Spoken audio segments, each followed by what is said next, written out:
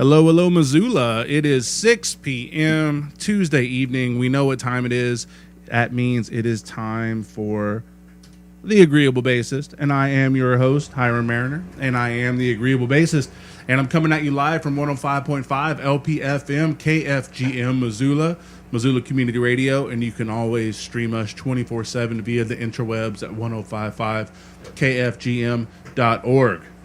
All right, we got a special treat for you today. It is going to be our second in the continuing series of On the Down Low, Bass to Face. This time we are bass to face with Rob Cave. How are you doing, Rob? I'm doing pretty good. How are you? Doing great. Thanks so much for coming. Yeah, no problem. Let's see, we get this. Talk for me. Yep. Perfect. I think Awesome. we're good. There we go. I'm getting it there. We got, anytime we bring in extra microphones, we usually pick up a whole lot more than I want to. So Gotcha, yeah. we are community radio, by the way. Awesome. So, welcome. What's going on? Well, not much. I just had one of the biggest days at work that I've ever had. Really? Tell me about it. I work, I'm a bean boy at Drum Coffee, and today we had our biggest retail day. I do all the packaging and stickering and UPC and deliveries.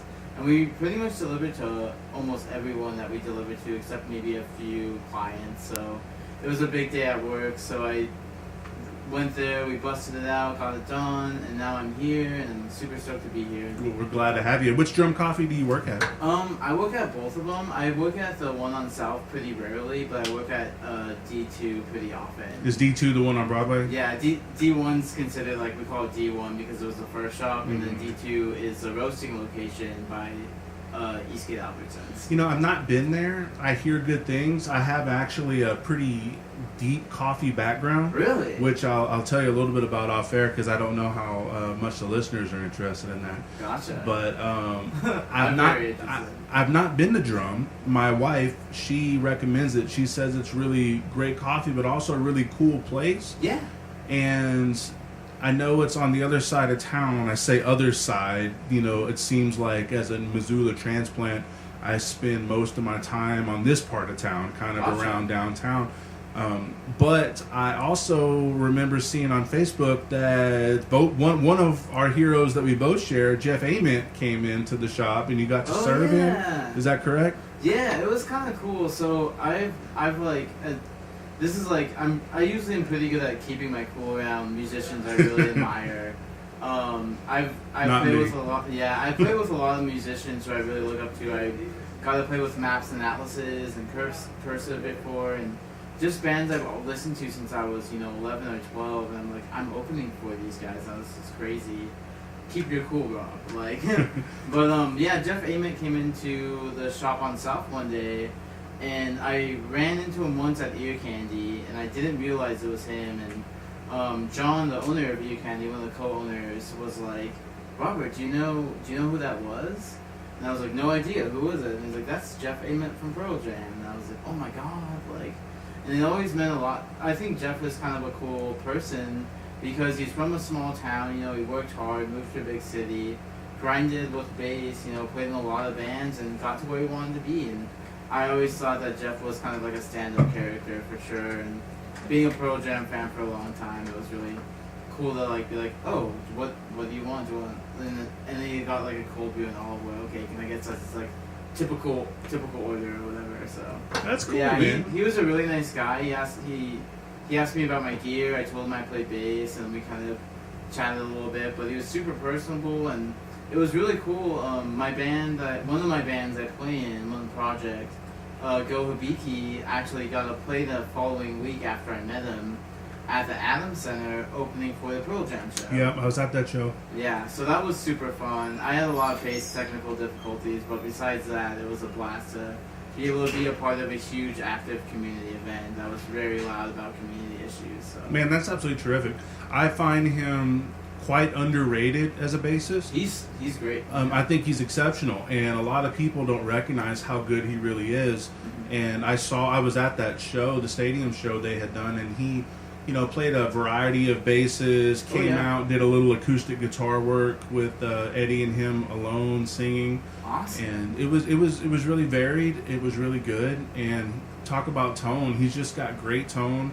a driving bass line that really stands out in a band that has 2 guitar players. And so yeah, I'm a big fan of bassists supporting the music and standing out when they can, and then, you know, getting a little bit behind when they should. Definitely. I don't know. And he seems like he's a master at that. He's very subtle, he's very balanced, but he could really show off if he needs to. I feel like the best part about listening to Jeff, especially trying to think, my favorite record and one of my only records I own of Pearl Jam on vinyl is Riot Act, and that's the album when I started getting into Pearl Jam. That was their album that they were touring, and they actually played in the Wilma in 2001 touring Riot Act.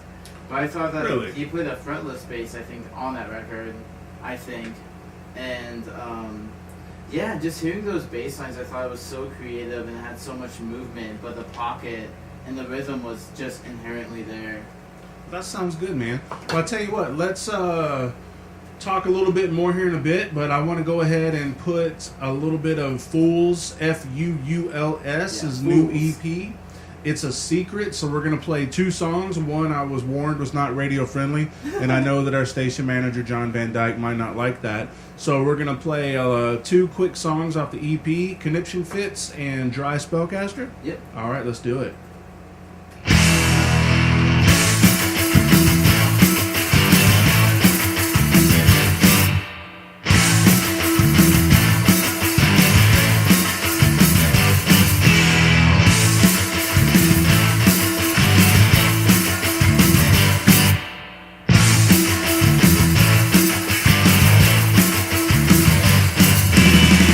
Beneath the blade of what my God says.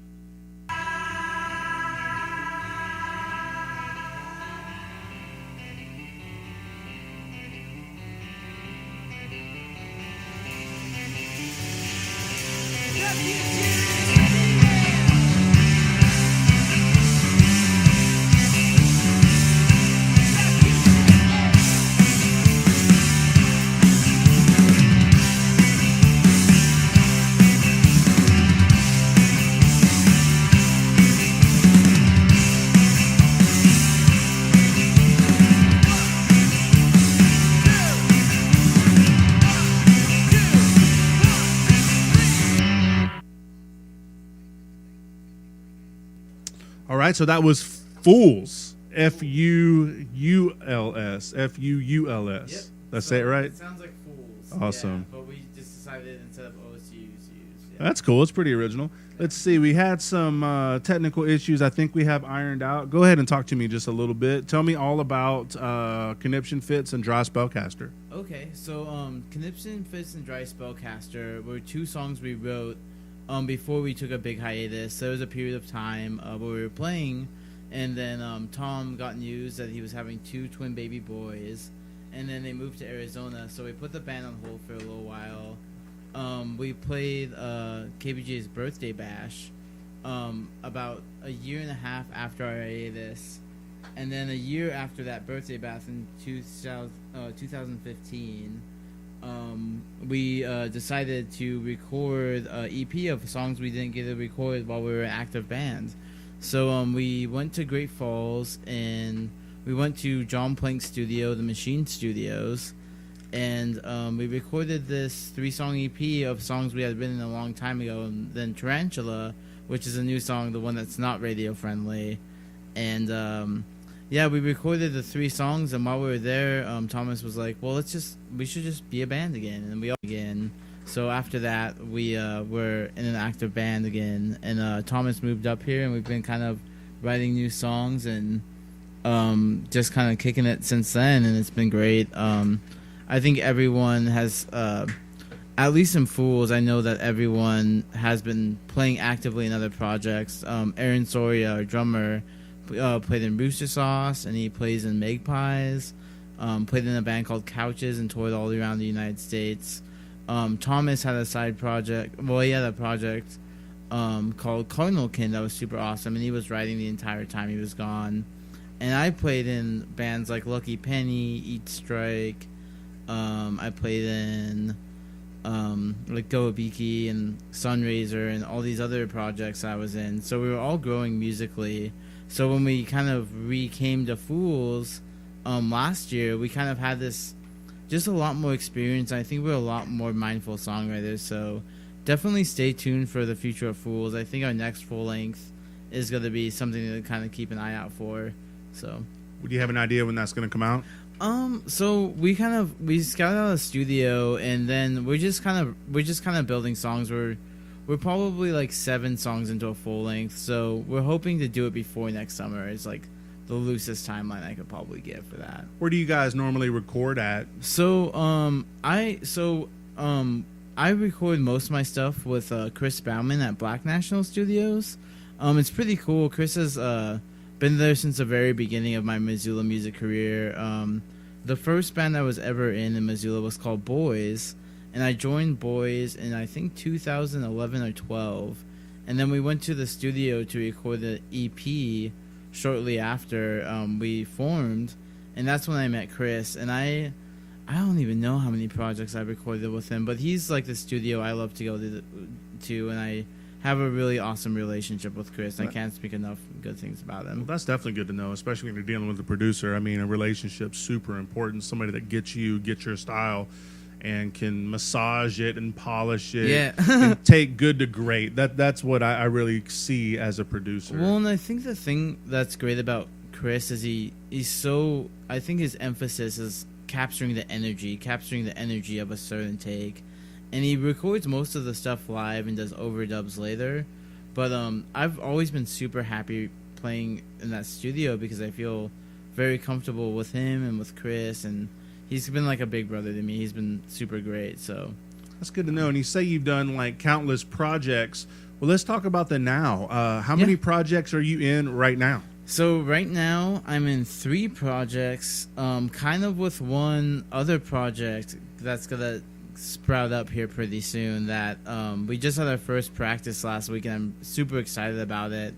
It doesn't have a name yet. I think I've been throwing around a couple band names. One's like Soft Season. I think one was called Cat Company or something. So we're just like throwing around, but we've been writing songs, and it's pretty cool. This new project I'm in, I met my friend Zach at my job delivering coffee beans to Lucky's Market, and he does all the intake for Lucky's. So I met him there, and I was like, oh, I play bass guitar. And he's like, I play guitar. And and now we're about to start a band together.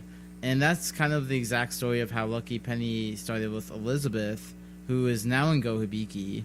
I met her delivering donuts, and it's kind of funny how like just like weird work stuff can like lead to making these awesome relationships and awesome bands. So how do you find the time? I try to pick up a little cover trio, you know, and I'm in a band too, and I tried to pick up a little cover trio, and I had my vision set on being part of a kind of a, I don't know, kind of a country thing I kind of wanted to mess with, and I just couldn't even make the trio work. I mean, I am so busy. How do you find the time to do all that? Well, I don't know.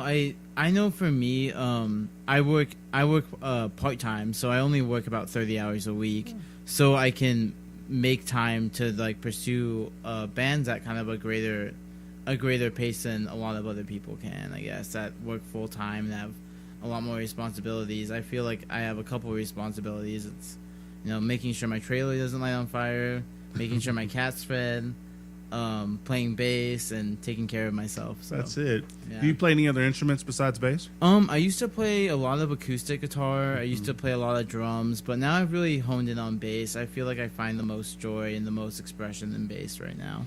That's nice, man. And I can feel you with that. I always feel a little out of place because it seems like so many musicians in our music scene are multi-instrumentalists. Definitely. And you know, and I can play enough of other instruments where I could probably piece together a song to record, but not good enough to, you know, just join a band or play with somebody. So it's always nice to see somebody really focusing on the bass. So my hat's off to you. Yeah, it's kind of silly. One of my best friends, JSB, he calls me, he said this last night, but he said, you're really great at being a hedgehog. You're really good at staying put and getting good at that one thing, where a lot of people are good at everything. A hedgehog will focus on that one thing that they're good at and really stick to it. It's like be great at one thing or be pretty good at a lot of things. Exactly. Or just, you know, it's just kind of a silly analogy, you know. Oh, that's a good one. I like it. Well, let's see. So that was Fools that we had listened to. We're going to listen to a little Go Hibiki coming up. And speaking of Go Hibiki, so starting on October 19th, we're going to have the Ghost Carrot Records Music and Arts Festival.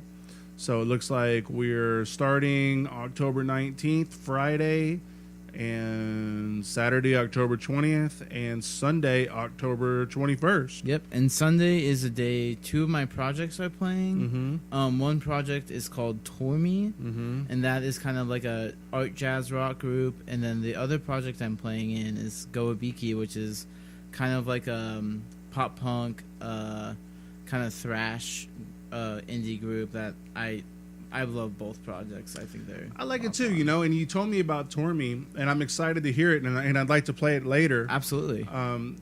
You know, I'm familiar with Fools, and I'm familiar with Go Hibiki, but whenever I see you on Facebook playing some sort of riff or something that you've come up with, it's always melodic. It doesn't seem to really fit with either Fools or Go Hibiki, so maybe it's more of a Tormy thing. Well, it's not a Tormy thing. No? It's probably I kind of made this new idea with Zach and my friend Brian Tremper, who was in Lucky Penny, and then my coworker KJ, and I'm hoping to put a lot of those, like a lot of my melodic ideas that I mean, if you're an Instagram person, you can find all of them on my Instagram basically, but a lot more melodic kind of like tap math rock ideas I'm hopefully gonna use in this new project I'm in. So that's nice. I'd be excited to hear it. I really like it when the bass kind of transcends above the fifth fret. You know, even though they'll say there's no money above the fifth fret, I don't care. I like it. I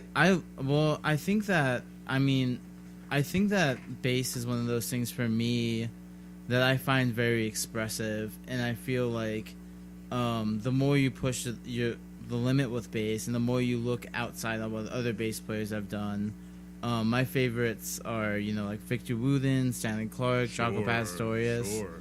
When you hear these bass players that really aren't put in the box of, you know, you have to be in the pocket and you can't derive from the root notes, I think as soon as you start opening up, you can really highlight a song in the ways you would never expect. Absolutely. And find things in songs you would never expect to find in the bass, and you can really kind of like almost change the mood of a song by diverting from just the root notes a little bit and highlighting vocal melodies or finding a little pocket to do a little run in or whatever. I'm all about keeping the rhythm. I'm all about following the bass drum mainly, but I think it's like a template for a fuller picture you can paint with the bass for sure. Sure, absolutely. Yeah. Love that.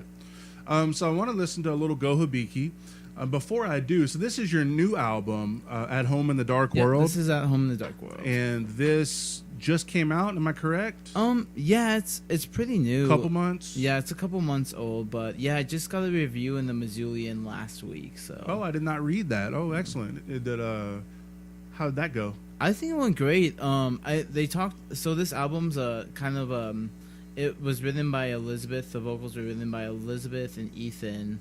And I know everyone, and Alistair wrote a little bit of the vocals on the last song, but I know that everyone kind of put in 100% of what they were feeling into that album. And it's silly because as a bass player, you know, like having a mic in front of my face is something I usually try and avoid all the time. True. But I'm definitely happy to be here. But it's interesting. As far as the lyrical content, I wish they could be here to talk about it. But I definitely know that all those songs definitely came from the heart, and I think that the bass lines that I really contributed, I definitely kind of took them home, and I thought, you know, how can I best represent this piece of work? And so, yeah. That's admirable. So let's give it a play. We're going to do a little 3-song block. We're going to start with Cargo's 97, go into Good Water, and finish up with Home in the Dark World.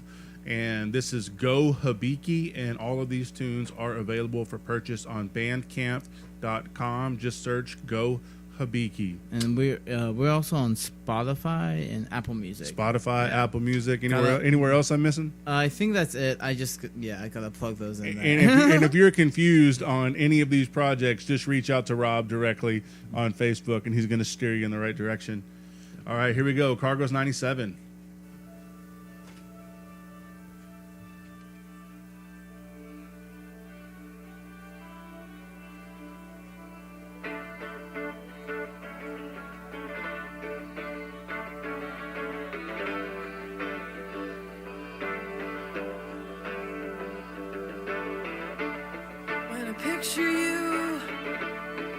Picture you all alone,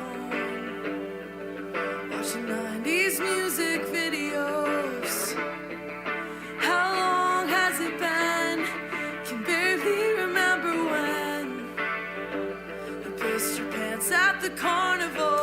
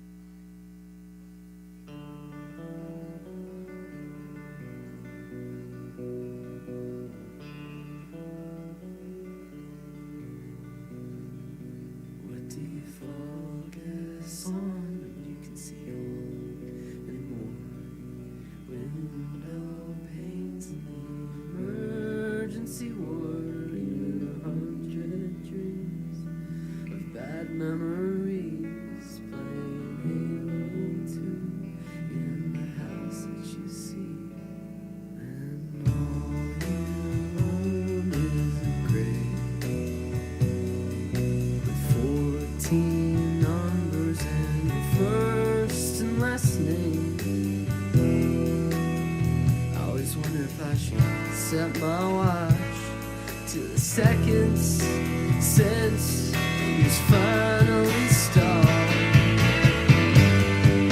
Are you still alone? Is your guitar in tune? Is your A string still low? 'Cause it feels like you're close.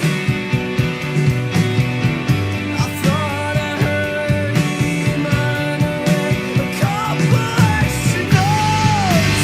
You still alone? Is your A string still broke? 'Cause it feels like you're close. It feels like you're home. Like you're not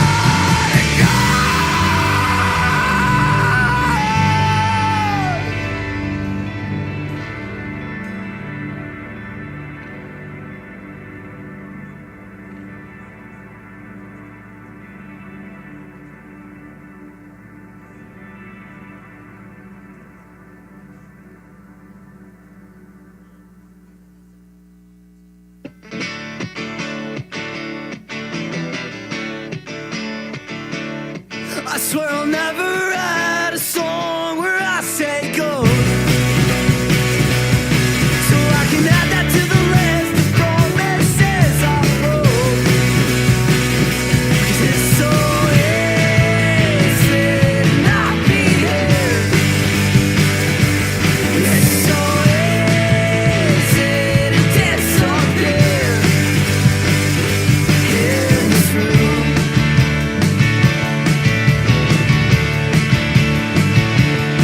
You feel anxious all the time and worry that it'll never stop. Like there's headlights in the mirror and I can't tell if it's a cop. Your impulses tell you to run, but you're stuck at the house show until 1. And I'm watching another band singing pretty like they were born for it. I guess I always believed that I would make it eventually, but I'm a rock asleep in the street, slowly withering.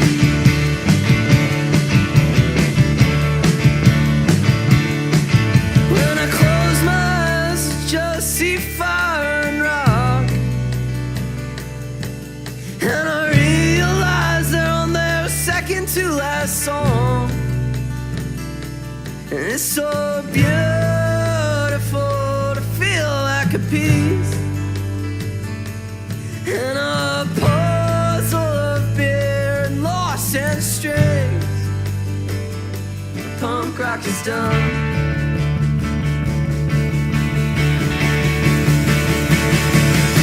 Because there's always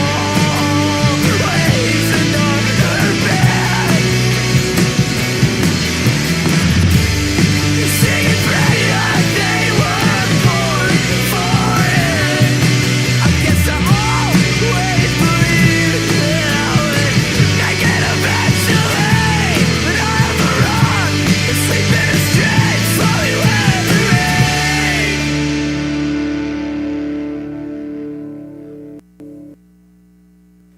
All right, we are back. So Go Hibiki from the album At Home in the Dark World, available for purchase on Bandcamp and Spotify Apple Music. and Apple Music. Love it. So we picked up 3 songs: Cargo's 97, Good Water, Home in the Dark World. And I just realized something, that I am not updating my playlist, which I will fix quickly. And this way you can log on to 1055kfgm.org. And if you're picking up what I'm putting down, you can see what these songs are and then follow them all the way to Bandcamp, Spotify, or Apple Music, and hopefully for purchase. This whole album is only $8, and it's very rarely that you can find music of this caliber at such an affordable price. And on top of that, all my listeners here know how I feel about supporting our local music scene, and there is no better way to support them than through the purchase of their art. A heck of a lot more than $8 went into this. All right. Thoughts? Yeah, well, about Go Hibiki, I think that, like, Go Hibiki is one of those bands where I feel very fortunate to be in the band.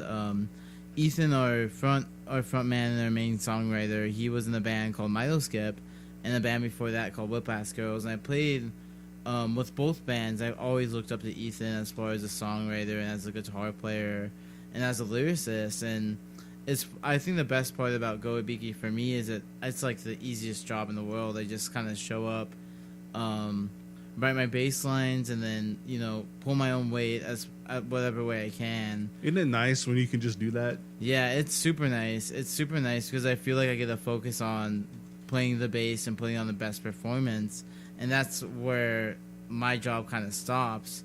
But I feel like everyone in that band puts in 110%, and it's so good to be a part of a band where everyone's pulling equal weight and willing to contribute at whatever talents they have to the table. I love it. So we're going to move on, and we're going to talk a little bit about your Abstract Orange project.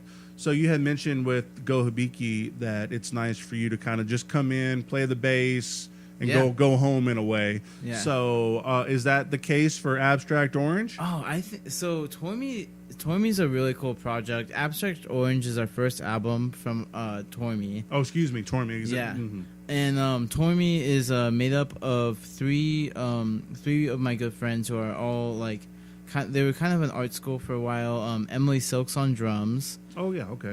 Emily Silks on drums, and then Jenny Long on trumpet, synth, and then Molly Buchanan on guitar, synth, and then sax and vocals. Well, you got some pretty cool things happening there. I was not expecting to hear that kind of instruments. Yeah, so what's really cool about Tormy is, you know, typically I'm in these bands that are really loud, really driving, really rock and roll, and kind of have like a kind of, you know, music that you would see people move around to a lot, you know, and I feel like Tormy fits a lot of those things, but I feel like Tormy is a project that I kind of stepped into from as a bass player, kind of like interested in this project that was kind of already happening, and they reached out on Facebook and they're like, we're looking for a bass player for our next show, is anyone interested? And I heard a lot of great things about this project from my friends that I really respect and value, and I was like, yeah, I definitely want to play with you guys. And then a few weeks later I was at my first practice and I found myself writing bass lines that I've never thought of before, and learning things I've never thought of before, and expressing myself on bass in ways I've never done before, which is kind of cool because I feel like all the projects I'm in definitely kind of intertwine in a way where I'll think of something I do in Tormy, and then I'll see an opportunity to do something similar and Go Hibiki, and then the experience kind of overlaps. So I feel like all these projects kind of indirectly benefit each other in a way, for sure. I like to hear that, and that's a pretty impressive lineup. I'm excited to hear where this goes. I have not heard this. So this is self-recorded. So we all recorded this in our old practice basement, and it sounds pretty good, but we did it right before a tour where we were going to go to Minot, and then we popped a tire, and it started a string of unfortunate events that happened. But it was a super fun project, and actually Tormy is planning on recording a full length as well within the next year. Excellent. So you can look forward, and we're gonna probably go into the studio for our next one for sure. So excellent. Well, let's give it a listen. So we're gonna Tormy. The album is Abstract Orange, a little short self-recorded EP, and we're gonna listen to 3 songs: Spindrift, In the Hills, Plum Drop. If you like it, it is also available for purchase on Bandcamp, and only Bandcamp, or Bandcamp, just Bandcamp, only, and it's a name your Bandcamp price. Exclusive. So it's a name your price. So basically, whatever you feel is worth the donation, I'm pretty sure the band will be okay with that. Definitely. All right, so here we go, Spindrift.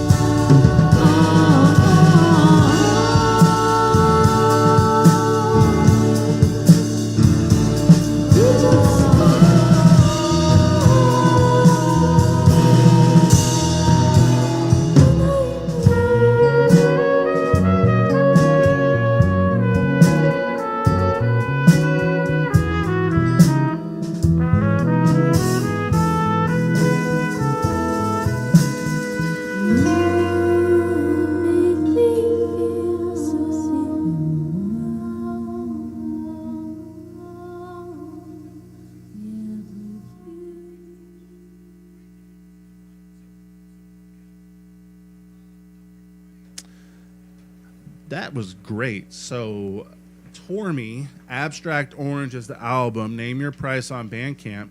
We listened to, what was it? What did we listen to? Spindrift, In the Hills, and Plum Drop, right? Yep. Spindrift, In the Hills, and Plum Drop. Yep. And so that's Molly Buchanan there as the vocalist? She's a songwriter, too. She's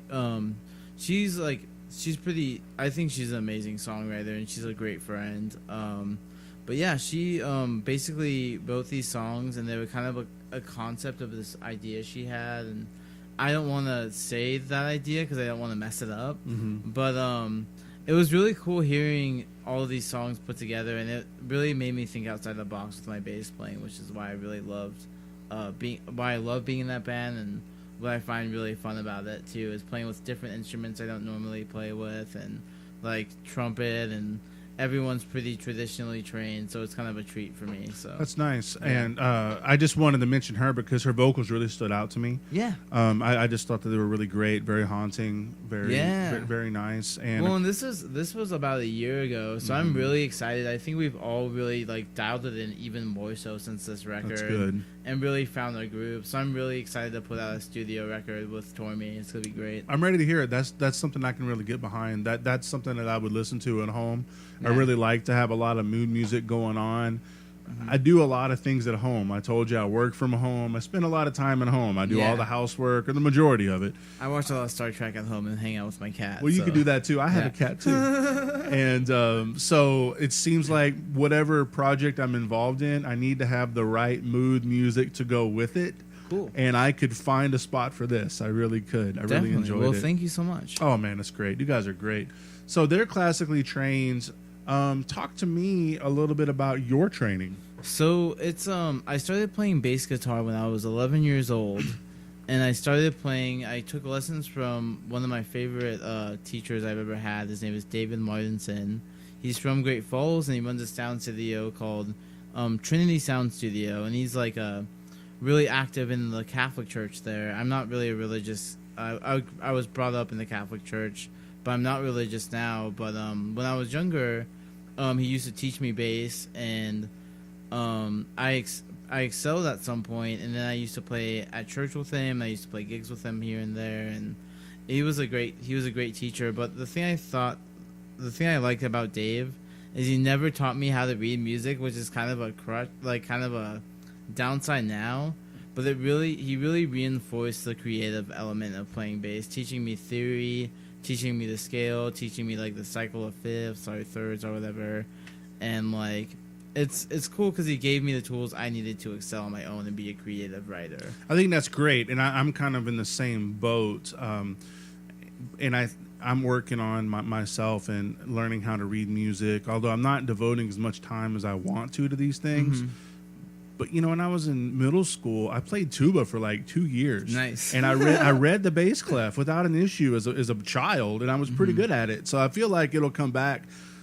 But what I also think is everything that you've mentioned, when you're able to add that to some sort of like structure and framework that reading music gives you, then I think that we'll be able to turn it into something that's beyond what we thought we could do. Yeah. That's my goal if I can ever buckle down and do it. Definitely. So you don't have any formal training other than your bass teacher? I took bass lessons from like 11 to 17. Wow, that's a I think. lot. Yeah, I was being taught how to play, but I mean it was just a lot of fun. I remember when I was in bands when I was younger. Like one of my first bands where we practiced a ton was called Forest Company, and I remember us practicing twice a week, but we never played a show. But I remember it was really cool, like taking these skills I learned at lessons and then using them to make art with my friends. You know, I thought it was like really fun, and still is. I'm still doing it. So that's nice. I love it.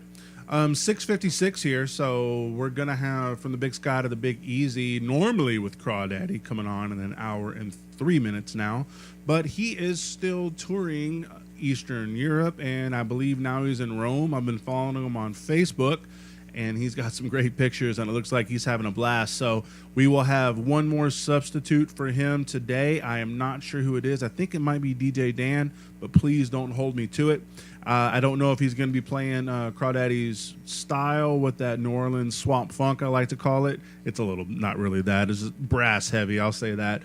So we'll see, though, because when you're helping out here at KFGM, you kind of get the ability to do what you want. Nice. Community radio, that's yeah. great. Before we move on, I just wanted to remind everybody about the Missoula Food Bank. So Missoula Food Bank provides emergency food assistance and child nutrition programs to all individuals and families in need here in Missoula County. Located at 1720 Wyoming Street, Missoula Food Bank is open Monday, Tuesday, and Thursday from 10 a.m. to 7 p.m. and Wednesday and Friday from 10 a.m. to 1 p.m. Your donation of food, funds, or time will help keep our community nourished. If you need emergency food assistance, would like to make a donation, or want more information, call 406-549-0543 or visit the website at missoulafoodbank.org. I mention this every time I read this announcement, is somebody had told me, I have a good friend who donates at a food bank in Dallas often of volunteers, and I did it in Houston a few times as well. And I was told that they actually appreciate money over food donations because of their nonprofit status. They're able to stretch a dollar a heck of a lot further than you and I are able to do it. Definitely, yeah. I don't know if that's true or not. Something to look into, but I haven't heard that. But I'm sure that, food, money, time, anything that we want to offer the Missoula Food Bank, they would be very glad to have it. All right, so we're halfway through. You enjoying it so far? Oh, yeah. It's been a good time. You're doing pretty good. You got a pretty sweet bass wrapped up in a gig bag back there. You brought a amplifier.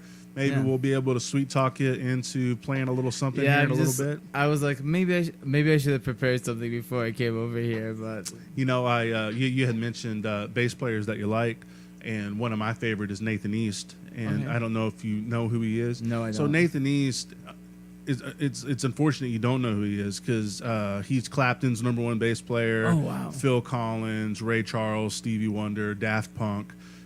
He just recently started putting out solo work, and he's absolutely terrific. Awesome. And so I went to a bass. I'm familiar with all those. Of course projects. you are, and you would know him. He's played with Toto. You've got to go and look at his catalog. It'll blow your mind, the stuff. Awesome. So obviously, with all these Grammys and all these people that he played with,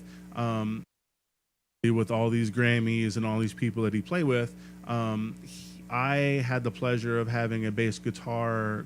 I went to a bass guitar workshop in August in Seattle, and he was there.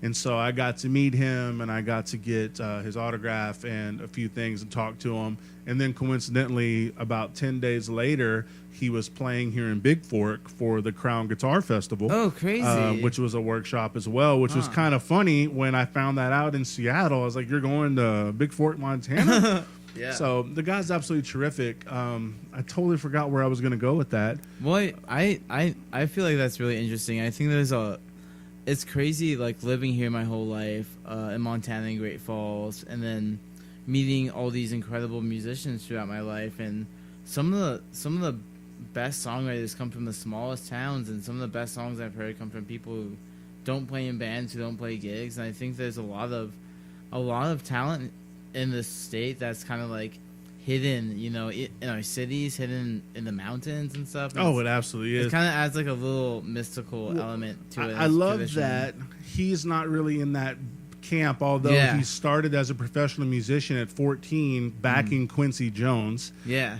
The guy's quite incredible. But what reminded me of this story was, so he was coming to this bass workshop, right? I had no idea what to expect.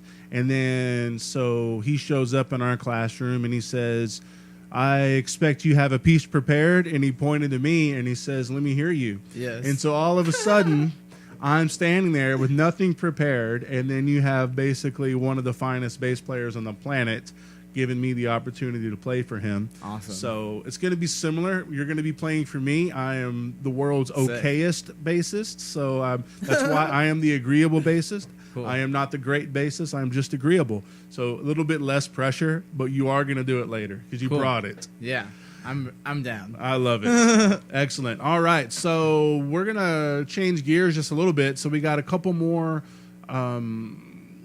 bands that out of the thousand bunch that Rob is in, and so this is going to be Eat Strike. Yeah, and if I got a second, Eat Strike was a band that I was in kind of when the year after I came back to Missoula, and it's really cool. It's with my friend Jordan Perkick, who's one of my best friends in the world, and he's a guitar player for Sunraiser.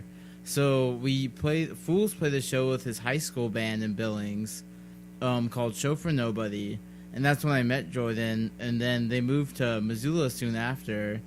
And basically what happened was I was like, do you want to play guitar for my band Mountain Shark? And it became Sunraiser.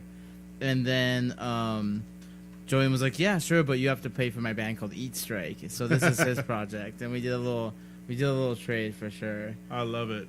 But yeah, it's a LGBTQ hardcore band, and we were like the only LGBTQ band in town. So it was really nice being in a band that I felt like I could really get behind the concepts and things that we stood for. So it was really cool. That's good. So Yeah. I guess was every member identifying LGBTQ? Me and Michael identify as LGBTQ. So yeah. Very nice. Well, I am glad to do it. I'm glad you guys got together, and I'm glad I don't you think found. this has ever gotten any radio play. Really? So this is Yeah. the first radio play for it. All right. Well, we're gonna play two of them. They look like they're pretty short, and we're gonna play. So this is. I think Where are we at? Julius. Yeah. So Julius, Excluded from Heaven, Skill Forest, from Eat Strike, and what would you classify this genre? Definitely LGBTQ hardcore. LGBTQ hardcore. You're hearing it first. Here we go. So it's way different than like Toimi's kind of like one spectrum, and this is the complete opposite. I love it. I love changing genres. So let's see. Here we go.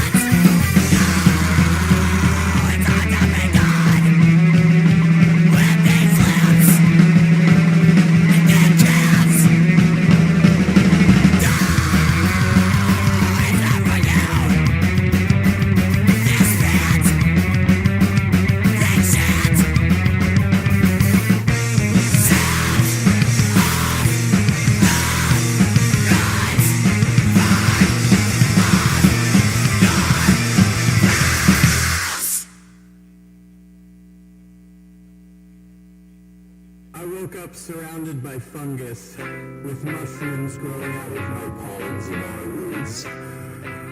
The sweat was gelatinous on my brow, and it was impossible to wipe it off beneath all the growth.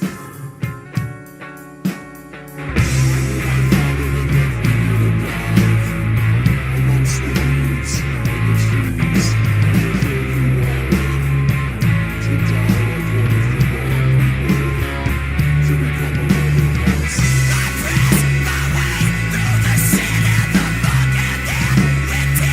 Riding on this one comes crawling out from the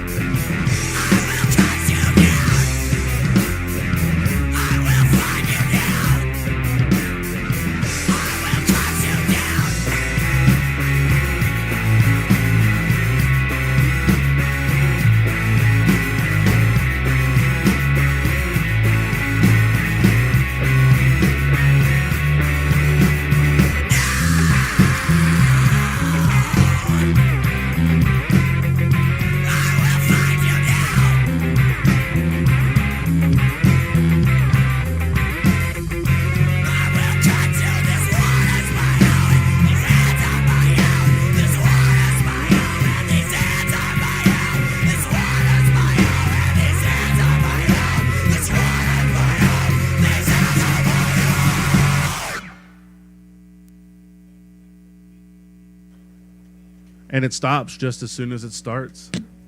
Man, that was good. I like that. So again, Eat Strike and Julius excluded from Heaven, which is very cool. But I was really digging that skill forest. I like that a lot. Well, it's kind of cool. Like I feel like throughout my kind of history playing music, I love playing in different genre bands. I feel like as a music consumer, I'm not listening to just one genre. I'm listening to genres all over the place. True. And I feel like some of the music that resonates most with me is a lot heavier and is a lot more I don't know, like I don't know, I guess heavier, maybe darker might be a good word. I love bands like Elder and Pallbearer.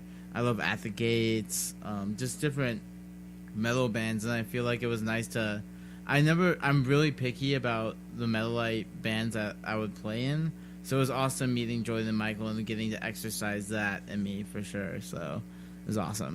That's very cool, man. So you're in that band. So far, we've crossed several genres that you've been a part of. Yeah. And you play the same bass in all of these bands. I kind of have a history of basses I've played in. All right. Tell me about that. So, the first short scale bass, my first bass that I started playing here was a Ibanez SGR 500, which is a Sound Gear bass. That's a nice one, the 500. Mm-hmm. Yeah, I love that bass, but after a while, I was starting to get pain in my hands, and I just wanted to play that low octave a little bit better. I'm a pretty short guy with pretty small hands, so I ended up going with a Squire Mustang at the tail end of Boys, and then the short scale just kind of opened it up for me. I really could play in all the registers pretty easily, and it was a lot more comfortable, and I wasn't getting the hand pain that I was getting with a full scale. And then later I switched to a Dan Electro full scale, and I was like, oh, this is too big for me, and it actually made its way around to Foster and Fantasy Suite. Is that Dan Electro that I saw for sale not too long ago? I think I think it bounces around town, doesn't it? Yeah, it might. I think Foster still has it. Does he? But I sold it to Thomas, my bandmate in Fools, and then he sold it to Foster. Gotcha. So I have a few basses that have been around, and then I played an American Music Master, a 1979 Music Master. Why did you not keep that? Because of the Rockavina in the other room. Okay, all right. So I sold my American-made Music Master to my coworker and good friend Sanders, who plays in Wrinkles. So that bass is one I bought that is in Wrinkles now. So I have a bass in Wrinkles. I have a bass in Fantasy Suite. And now I'm in love with my Rockavina guitar. Well, tell me about that. Tell me all about it. So it's kind of cool. So me and Ryan have been friends for a long time, since I was playing in Boys initially, and back in 2012 and 13. And this is Ryan Rukavina of Rukavina Guitars. Yep, Rukavina Guitars. He does some luthier work for a lot of us musicians around town. Mm-hmm. Builds his own guitars, commissions guitars, definitely, and puts out a pretty awesome lap steel too. Yeah, he's just a really talented artist, and he's very mindful about the instrument. And the thing I love about Ryan is he's always been such a sweetheart in my life, and he's always been such a nice guy, and always has taken the time to talk to me and just hang out with me. So a long time ago, I told him, I don't know if he remembers this, but I was like, if you build a short scale bass, I'm gonna buy it. And then a couple of years later, I see on his website that he's building a short scale bass. So of course, I was like, I'm buying it from you. I'm gonna find a way to get it. So I sold my Music Master, which I had probably saved up for months to buy. I sold it to Sanders to get the down payment for the Rukavina guitar. So. But I went from a Music Master, which is about a 30-inch scale length, and then the Rukavina is a 30-inch scale length as well. So it's a really comfy bass for me. I didn't know that Music Master was short scale. Yeah, okay. Fender Music Master is kind of it's in the same realm as the Fender Mustang. Okay. It's pretty much almost the same. I think the hardware and pickups are a little bit different. That's nice. I have a line on. I would like to pick up a short scale in the future. I have so many, and so and I'm also married, so I always have to be careful on how many basses that I own. Yeah. But I am interested in a short scale semi hollow body. I want to have something like that. I think I've always I think if I could, there's a few short scale basses I absolutely love. There's a UK company called Burns Bass that makes Burns guitars, and they make this awesome hot rod short scale bass that's so cool. And then the short scale Gibson SG is one of my favorite sounding basses too. Sure, absolutely. Yeah. Well, that's great. So now you have the Rukavina, and do you use just this bass now? Yeah, it's my bread and butter. That's the bass I use. And when you're doing varying projects, are you adding any kind of different effects or any kind of different amps in order to accommodate the different sounds you're doing? When I record in the studio, typically Chris, he has an Ampeg DI pedal, overdrive DI. Oh, that's great. Use. Yeah. And then when I play live, I use a Big Muff Pi distortion that I bought from Jason McMahon. I'm just gonna give him a general shout out because I love Jason. Go for it. And then I have an Agreeable Chorusaurus that I use. I have a Boss ODB overdrive bass pedal, and then I use a tuning pedal, and I think I use a Keller Williams compression pedal. All right, nice. Well, we kind of have the same board. I have different brands, but we're on the same lines there. Awesome. That's good. Well, excellent. Well, so we got about 45 minutes left. I want to play just a little bit more music, and then I want to get into this terrific article that was written by Noelle Huser, because she's great. Yeah. And so it looks like Donald did the photography, and she wrote it for the Montana Cayman. Cayman, yeah. Cayman. Yep. Okay, it's nice when you see things, you read things all the time, and now we get to hear it. So I do want to talk a little bit about that article. I think it's going to resonate with a lot of listeners here.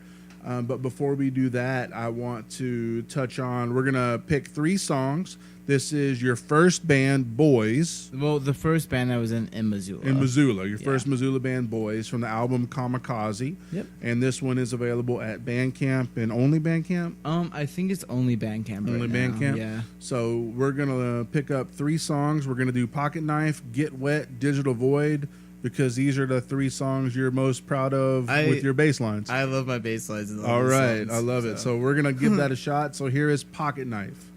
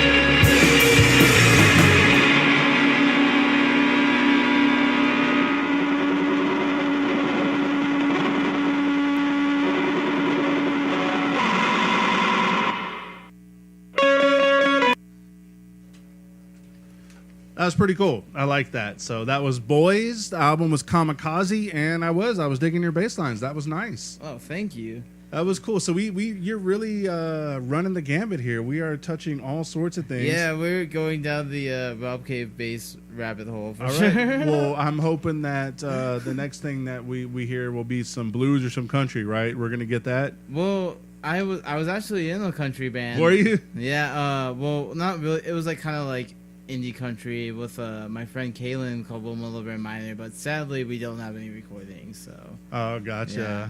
I wouldn't be surprised though. This is pretty impressive, and so since this is face to face on the down low with Rob Cave, I would be remiss if I didn't just get a text from another great bassist, John Sporman, letting us all know that you've been in some great bands and he loves all of them. Oh, thank you. So that's high praise coming from that guy. So we're gonna play another song here in a little bit, or a couple more songs from another group you were in. You said Sunraiser? Yep, Sunraiser, and that's another one with a member of Eat Strike, Jordan. All so right. it's Jordan and Alistair, who's in Go Hibiki and plays drums for Go Hibiki. Very nice. And then Aaron Soria from Fools. Very nice. So it's like everybody's kind of keeping in the family there. I love it. Well, before we get into that, I know we do want to see if we can get you to play, but I'm also seeing we're having some we've technical... been having a little technical difficulties. So before we even try to tackle that, we got so much on the plate here. So we still got about 33 minutes left before Big Scott of the Big Easy comes on, and let's talk a little bit about the Secretary of Bass opening up about mental health. Yeah. So tell us about that. So one of the things I kind of want to preface the article with was Noelle didn't know that I had a mental illness before she approached me about doing an article kind of about my history in the music scene and about bass and kind of what I've seen and come and go in the music scene, etc. And one thing that I really want to be as someone that has experienced mental illness, has been through it, and really can empathize with those who are going through it, is that I want to be, hopefully a very strong mental health advocate. And I think that, kind of standing up as someone who, takes care of their mental state, as well as, goes for what they want to do. I mean, I've always wanted to work in coffee, and it's one thing I've been doing, and I've always wanted to pursue music, and that's something I've been relentlessly doing for a long time. You don't say. Yeah. But I feel like, my biggest thing I wanted to get across was, that I think a lot of people, and myself included at points in my life, when you get a mental illness and then you go through these real circumstances, whether it be anxiety, depression, bipolar disorder, schizophrenia, or whatever, you're in these circumstances that they're circumstances, they're not you. And I think a lot of people feel like they deserve to feel that way because it reflects their brain chemistry. And I kind of make this analogy, it's like thinking that you deserved to step in the gum on the way home that you stepped on. No one's asking for this, and I feel like it's something that people can live with and thrive with. And I feel that, despite whatever you're going through, we're all in this together.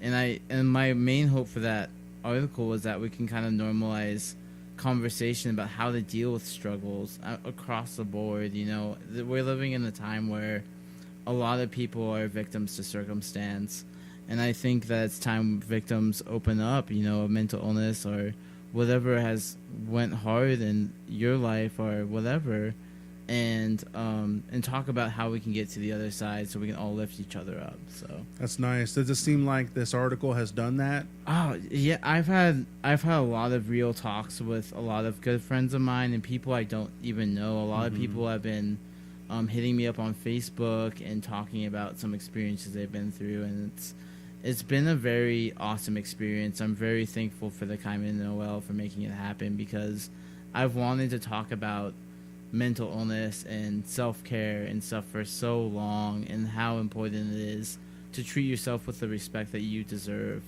and that that you got to treat yourself with the respect that you deserve, and that that you got to value yourself and know that there's a lot that people with mental illnesses, myself included, have to offer to the world.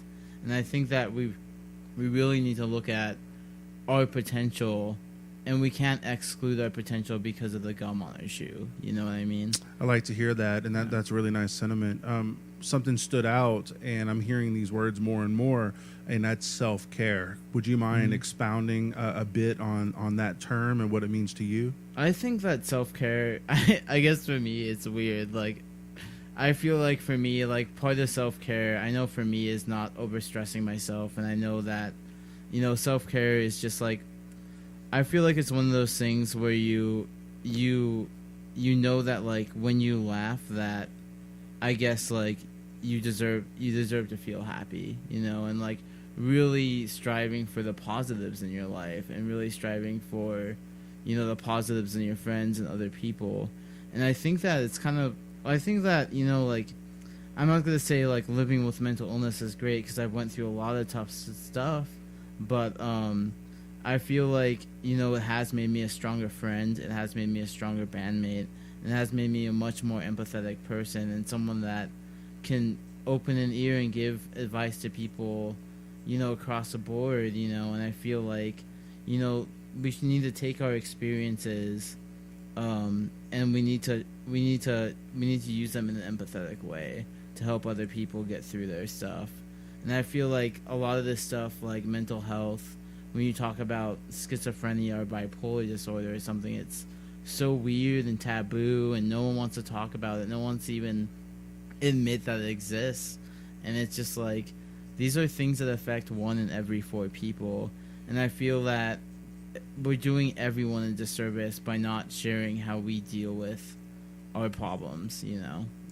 I do, and it's nice for you to say those things. And like, a couple words are standing out. You know, I mentioned self-care before, but then you also said empathetic, and I find that that's pretty noble that you would say that, because it allows you to come to comment, to help, to experience, and share something with somebody, because not only have you been there before, but you understand what it is they're going through. Yeah, and it's something that doesn't have to define you as a person, and it's something that doesn't have to define how you feel about yourself.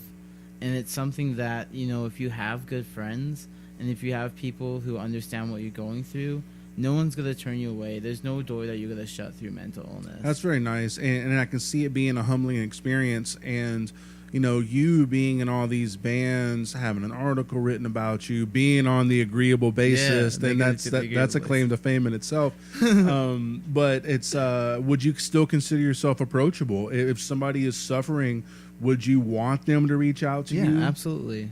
I mean, I really think that, you know, I feel that if you have the motivation to reach out to someone who has dealt with something that you're going through, then that's great. I think that's a great first step to addressing what you need to. And then if anyone out there, you know, has like an issue they're going through, I'm always more than happy to talk. A lot of my close friends deal with mental illness, and, you know, I had a talk about mental illness right before I came over here, and how, you know, how to persevere, and how that, you know, addressing your mental illness concerns is a positive step to progressing with what you wanted to do and what your dreams are, you know. I feel that if you don't have your mental health, you know, not much, you can't really count on much. No, you sure can't. Yeah, but I mean, but it doesn't mean that if you're stuck in a situation where you're worrying about your mental health, that that's not a solvable thing, that you can definitely get on top of it, for sure. I love it, man. And, you know, they always say awareness is the first step. And it's if people that suffer from any kind of mental disorders or have trouble with their mental health, they're very aware of what they're dealing with. But another thing that stood out is you said 1 out of 4 people are dealing with some sort of mental health issue. Absolutely. And so I think that it's very noble and very impressive for you to put yourself out there and to be subject of an article like this, to kind of help keep the conversation going, show people that somebody in your position is also affected. And so I just want to say kudos, proud of you, and thank you for setting that example. Well, thank you so much. And, like, honestly, I feel like that I've been in a spot where I feel proud of myself, you know, for what I've accomplished, despite, you know, the hard times I've been through. But at the same time, I feel like, I feel like people need to pat themselves on the back and share their stories and. Well, that's self-care again, Yeah, I mean, absolutely. it's okay to recognize your accomplishment and be proud of it and not be so self-deprecating. Oh, anybody could do it. Oh, it's not that big of a deal. Yeah. I think that's great. Oh, thank you so Oh, much. man, very nice. Yeah. Very nice. Awesome. Well, let's change gears because we could probably do this forever. So we got 25 minutes left. I love your bass. I hope we can get this kicked out. But before we do that, I can't help but see that you're wearing a rattlesnake T-shirt. Oh yeah, I recently bought a couple of rattlesnake cables. Yeah. Dirty tweed, and I am seeing a noticeable difference in my tone. I didn't Absolutely. think that it was possible. Next on my agenda is getting a little flex or patch cable kit. I have my eye on that, and hopefully one of those sweet T-shirts. Yeah. But I'm a big fan. Rattlesnake, they're a big contributor to the KFGM Ballroom Sessions. Yeah. They've done some work with them, and I know that they've done some other work with the Ghost Carrot Records Festival. I think Awesome. they're doing some work there, and I don't want to misspeak, but I know that they're around. Not only is it a local Missoula musician, handmade, 100% made in the USA, they're starting to gain a national following. If you see it Absolutely. on Reverb, you look at them on Amazon, there's some really big pros out there that are using this gear and speaking highly of it. And although I'm not a pro, I certainly speak highly of it. Awesome. Well, yeah, one of the cool things I never really thought about that music would do for me was supporting local artists There you and go. local business. And I feel like I'm really happy that, if there's anything wrong with my bass, which there hasn't really been in years, but if there's anything wrong, I can drive 10 blocks, go to Ryan's shop, and get it fixed. Or if anything goes wrong with my cables, drive across town, take it to Hank, get it fixed, And I feel like it's nice to represent someone that you talk to, and that you're friends with. And I think that Hank, offers this incredible product, but he's an actual person. He has a family. He's a great guy. He's a really personable dude, and I just get stoked about people doing music things. It's so awesome that we have so many awesome people in our community pumping out great instruments, whether it be instrument cables or lap steels.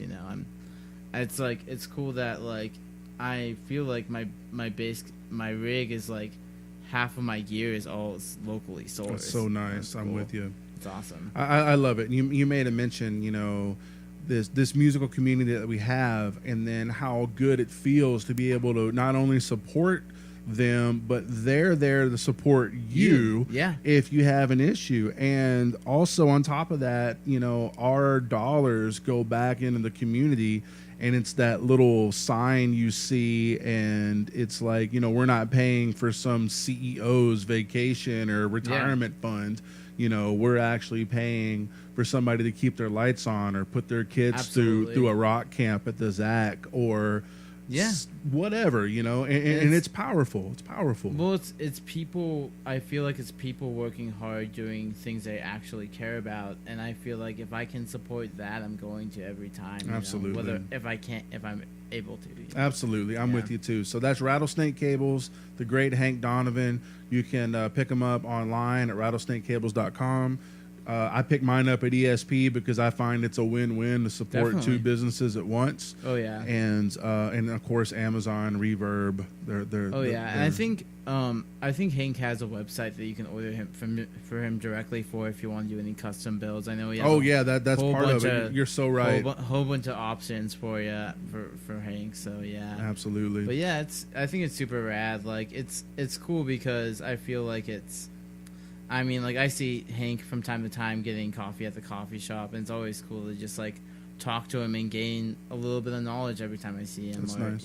Especially with Ryan too. So I totally agree. And none of these items, be it Ryan's guitars or be it Hank's cables, are overpriced. When you look at it, I mean, if you look at a Mogami or a Monster or something like that, Rattlesnake is right along that same price line. You look at an American-made Fender, Music Man, Ryan is right along that same price line. Well, and the cool thing is, like, Ryan hand-winds his pickups. You know, he picks everything for the instrument itself. I actually worked with him for a couple of weeks working on some lap steels and watching him do the inlays, and I was drilling out some some bridges on the drill press. And the guy's a master. Everything is amazing. I'm so worried about making a mistake. Yeah. And it's just second nature to him. He's a true craftsman, true artist. Definitely. So again, that's Ryan Rukavina Guitars, Hank Donovan, Rattlesnake Cables. They have the Agreeable bassist and the Secretary of Bass. They have our stamp of approval. Would you agree? I would stamp that approval for sure. That's an agreeing bassist, agreeing with the Agreeable bassist. Excellent. Love it, man. Well, proud of you. Proud to keep it going. Let's take a look at another deal. So you spoke briefly of Sunraiser. So we're going to listen to 4 Sunraiser songs. And it looks like you released this about spring of last year. Is that correct? Yeah. So we released it we took a year hiatus. It's kind of a sad story.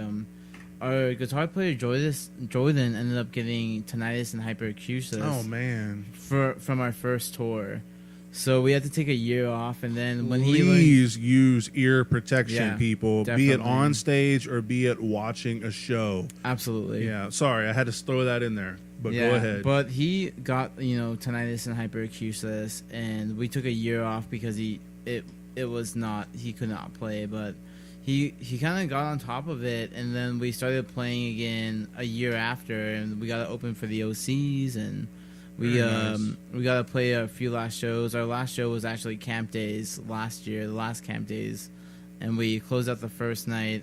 And I wouldn't say that we're not done releasing things, because there might be a few songs still yet to come out, but I think that Sunraiser was a project that is really close to my heart, and I'm super happy I get to share it. So. That's good, man. Well, I'm excited to hear it. So we're going to listen to 4 songs. We're going to start with Empathy Games. All right, you guys enjoy. See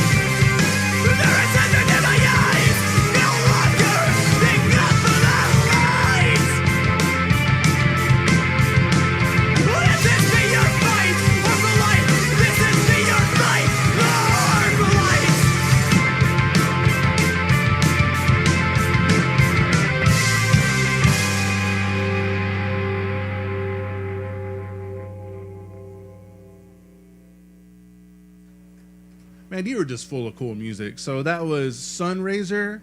That was from the album with Continuous. Continuance is our side of the split, and then we released it with a really awesomely talented band from Bozeman called Cherry. Man, I love it. So that was really good. We got 6 minutes, so we got a couple things we want to get through, so we're gonna be kind of quick. Cool. So I don't know if this is gonna work or not, but you got this beautiful Ryan Rukanuva bass out. You got your Ibanez practice amp out. That's very staticky. It's very staticky, but let's hear it. Let me hear some sound. Let's see. I'm going to take off these headphones. Okay, go for it. Go for it. I got the board out, and I got my headphones on. So let's see if we can make this work. If we can, we're going to have a little treat, and Rob's going to noodle for us for a couple of minutes. Extra noodle special. Extra noodle special. So let me hear what you got. I'm getting a little bit, so... I think we can make that work. How's that sound? Yeah, go for it. Yeah, we got that. I'm going to turn this mic up. All right, go for it.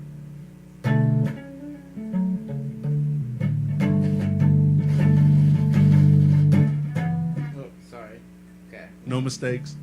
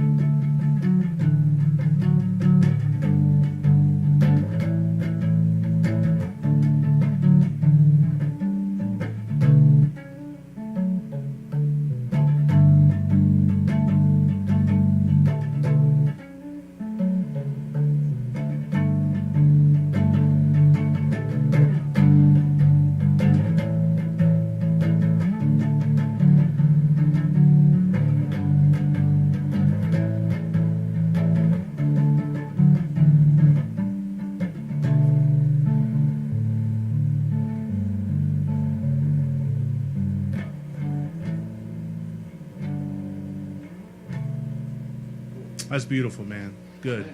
That's nice.